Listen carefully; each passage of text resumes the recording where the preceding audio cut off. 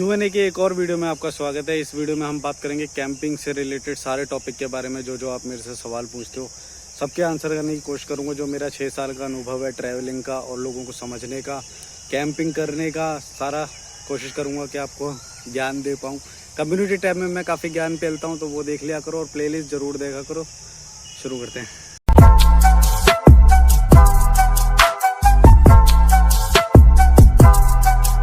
तो सबसे पहले कैंपिंग लोकेशन के बारे में बात करते हैं। तो कैंपिंग लोकेशन से संबंधित 3 संभावनाएं हो सकती हैं। सबसे पहले नंबर 1 तो आपको पता ही नहीं है कि जिस लोकेशन पे आप जा रहे हो या कहाँ पे पहुँचोगे वहाँ पे कैंपिंग होती है या नहीं होती है। नंबर 2 आपको पता है कि वहाँ पे कैंपिंग होती है और आप बिल्कुल 100% श्योर हो।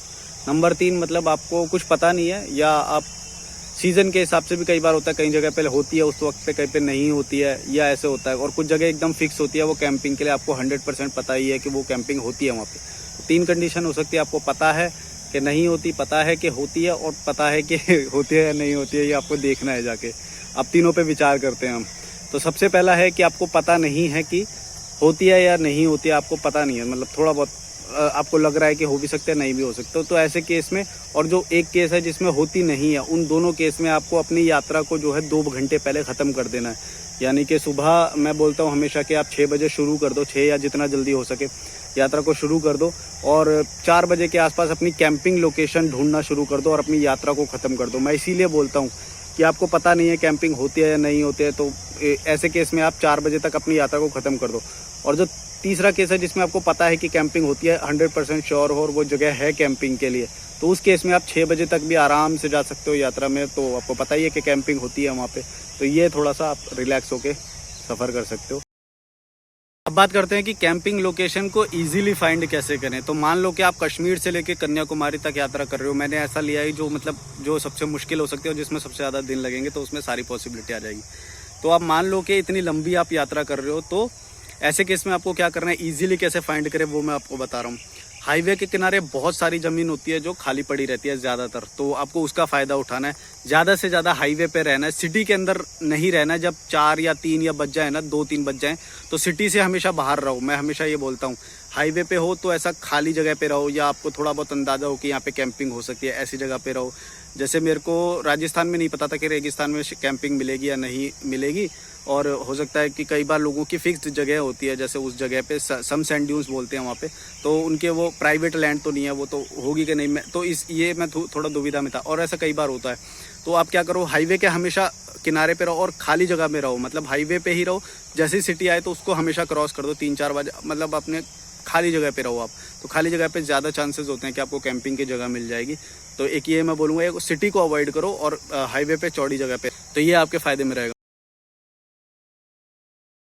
अब बात करते हैं कि लोगों को कन्विंस कैसे करें कैंपिंग के लिए। कई बार ऐसा होगा कि आपको लोकल लोगों को सपोर्ट की ज़रूरत होगी, और मैं बोलता हूँ कि अगर पॉसिबल हो तो हमेशा लो। ऐसे नहीं कि कहीं पे भी लगा लिया, उसमें आपको पता नहीं है कि रात में क्या होगा, या पुलिस की गश्त तो नहीं होती वहाँ पे। ऐसा कई जगहों पे होता है जो टूरिस्टिक प्लेस होते हैं, या रात में भी कई बार पुलिस ऐसे लगाती रहती है राउंड, तो उस केस में आपको प्रॉब्लम हो सकती है। मतलब इतना तो ज़्यादा नहीं होता, पर प्रॉब्लम हो सकती है एक। तो उसके लिए आपको क्या करना है कि लोकल लोगों का सपोर्ट लेना है। उनकी छत पे भी आप लगा सकते हो कैंपिंग, या अगर मैं बोल रहा हूँ जैसे कि हाईवे के किनारे रहो या खाली रहो, तो उनकी ज़मीनें होती हैं, खेत होते हैं, वहाँ पे आपको आसानी से जगह मिल जाएगी। ये कोई बड़ी बात नहीं है ज़्यादा, पर मैं ये बता रहा हूँ कि लोगों को आप कन्विंस कैसे करें। तो लोगों को कन्विंस करने के लिए उनको कई बार अपना ये मत बोलो कि मेरे को कैंपिंग करनी है, उससे ना कई बार लोग समझ ही नहीं पाते। जो मेरा अनुभव रहा है मैं बता रहा हूँ, कैंपिंग सुनते ही उनके दिमाग में ऐसा कोई फिक्स्ड सेटअप तो नहीं है, क्या है कैंपिंग, उनको पूरी तरह से पता नहीं, इमेज क्लियर नहीं है उनको। तो ये तो इंसान की वो है, जिस चीज़ के बारे में पता नहीं होगा वो हमेशा उसके बारे में नेगेटिव ही सोचेगा। और आप एक अनजान व्यक्ति आ रहे हो, तो उनको ऐसे मत बताओ कि भाई कैंपिंग करनी है, सीधा मत बोलो ये शब्द, ठीक है। करने अल्टीमेटली कैंपिंग है, सीधा मत बोलो, मतलब थोड़ा सा पहले थोड़ा बात करो, थोड़ा और वो करो, और ऐसे बोलो कि भाई मैं यात्रा कर रहा हूँ और मेरे को सोने के लिए जगह चाहिए। तो ऐसे करके बोल सकते हो। और कई लोग कैंपिंग समझते हैं, तो वहाँ पे कैंपिंग का शब्द यूज़ करना है, ऐसे बात नहीं है कि नहीं करना है। मैं बोल रहा हूँ कि सामने वाले की परिस्थिति को समझो, उसका दिमाग कितना है, वो किस चीज़ को समझ रहा है, वो उसके दिमाग को पढ़ने के बाद ही उसके दिमाग को कन्विंस हाईजैक कर सकते हो आप। हाईजैक मतलब इसे नेगेटिव मत लेना, मतलब सामने वाले को अगर कन्विंस कर रहे हैं तो उसके दिमाग के लेवल को पहले समझना पड़ेगा ना, वो किस भाषा को समझता है, वो किस चीज़ से कन्विंस होगा, तो उसको समझो पहले। कई बार आपको ये नहीं बोलना है कि मेरे को कैंपिंग करनी है, ये बोलो कि मेरे को सोना है रात को, तो मैं कहाँ पे सो सकता हूँ।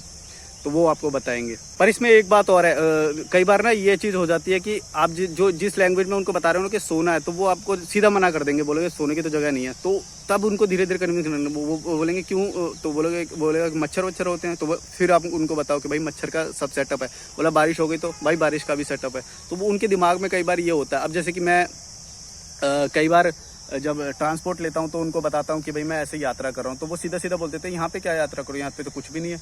उनका मतलब होता है कि पब्लिक ट्रांसपोर्ट नहीं है, लेकिन मेरे को पब्लिक ट्रांसपोर्ट से नहीं करना है, मेरे को लोगों से। तो उनको वो समझ नहीं है कि मैं क्या करना चाहता हूँ, या मेरे पास क्या साधन है, या मैं कैसे कर रहा हूँ।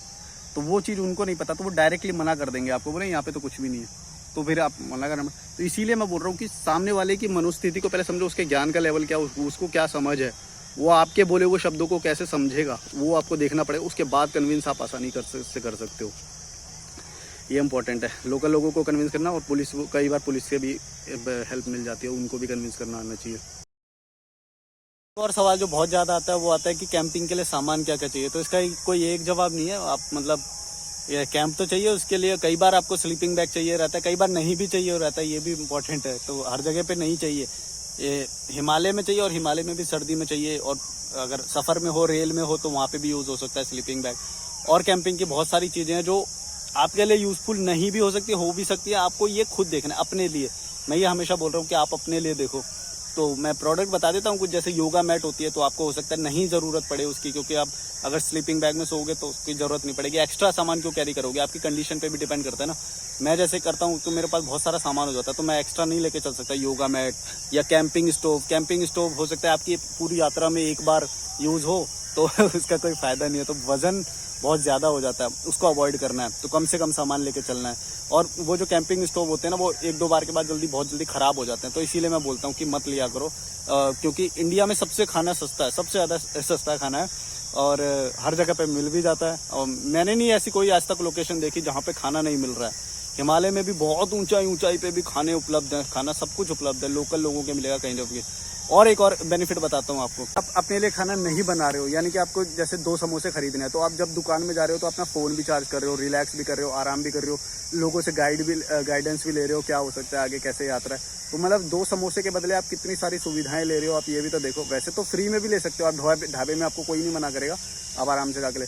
लेकिन कैंपिंग स्टोव मत लेके जाओ, मैं इसलिए बोलता हूँ क्योंकि आप जब नहीं लेके जाओगे तो आप इतनी सारी सुविधाओं के साथ सिर्फ 2 समोसे के प्राइस में इतनी सारी सुविधाएं ले सकते हैं। ट्रैवल विदाउट मनी, इसीलिए तो चैनल का नाम है। यही सब तो टिप्स के लिए है, और कोई नहीं देगा ये सब टिप्स आपको। अनुभव है 6 साल का। तो मैं ये बोल रहा हूँ कि जो आपकी ज़रूरत की चीज़ें हैं, जैसे कैंपिंग लाइट मेरे को नहीं लगता कि ज़रूरत पड़ेगी। अगर आपके पास पावर बैंक है तो मोबाइल में सबके टॉर्च होता है। तो इस तरह की बहुत सारी चीज़ें हैं जो आप अपना खुद एनालाइज करो, छोटी मोटी यात्राएं करो, पहले खुद एनालाइज करो आपको किस चीज़ की ज़रूरत है और कौन सी चीज़ें अवॉइड हो सकती हैं, वो देखो।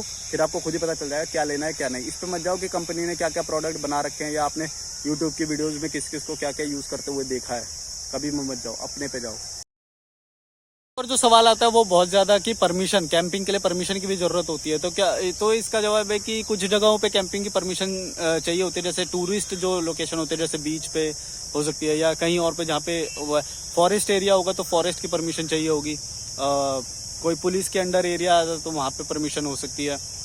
इसी तरह से अलग अलग वो होते हैं, वो आपको खुद देखना पड़ेगा। ज़्यादातर अगर आप खुले में लगा लेते हो या हाईवे के किनारे रहते हो तो खेतों वगैरह में आसानी से मिल जाती है परमिशन। तो आसान वाला ऑप्शन देखना है, आपको मिल जाएगा, इतना कोई ज़्यादा नहीं होती परमिशन। क्योंकि मैं यही बोल रहा हूँ ना कि यात्रा अगर आप जल्दी ख़त्म करोगे तो यहाँ नहीं तो थोड़ा आगे 1 किलोमीटर आगे, तो 1 किलोमीटर पीछे कहीं ना कहीं तो मिलेगी।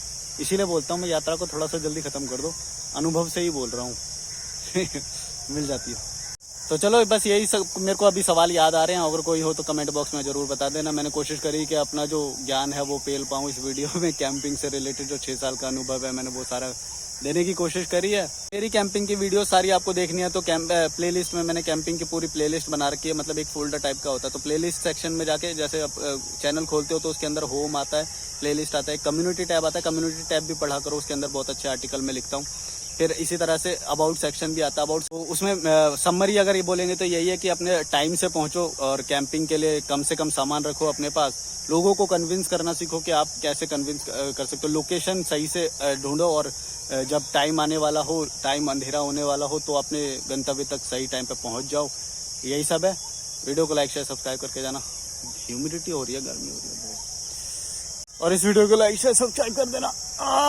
ह्यूमिडिटी हो रही है, बहुत मेहनत लगती है यार एक वीडियो बनाने में। पहले तो याद करना पड़ता है सवाल क्या कहते हैं, जब तो आप नीचे कमेंट में कर देते तो घर पे पढ़ लेता हूँ, जब वीडियो बनाने आते तो याद ही नहीं रहता। अगली बार से कॉपी किताब लेके आऊँगा। तो लाइक शेयर सब्सक्राइब करके जाना। चलो बाय बाय। एक और सवाल ये आता है कि कैंपिंग के लिए सामान क्या क्या चाहिए। इसका कोई वैसे एक रूल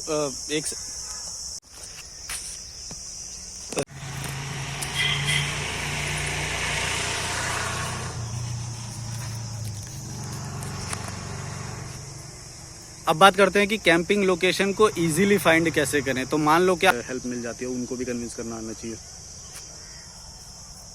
जब आपके पास खाना मतलब आप नहीं बना रहे हो खुद, जब आप अपने लिए खाना नहीं बना रहे हो, यानी कि आपको जैसे जो 6 साल का अनुभव है मैंने वो सारा देने की कोशिश करी है।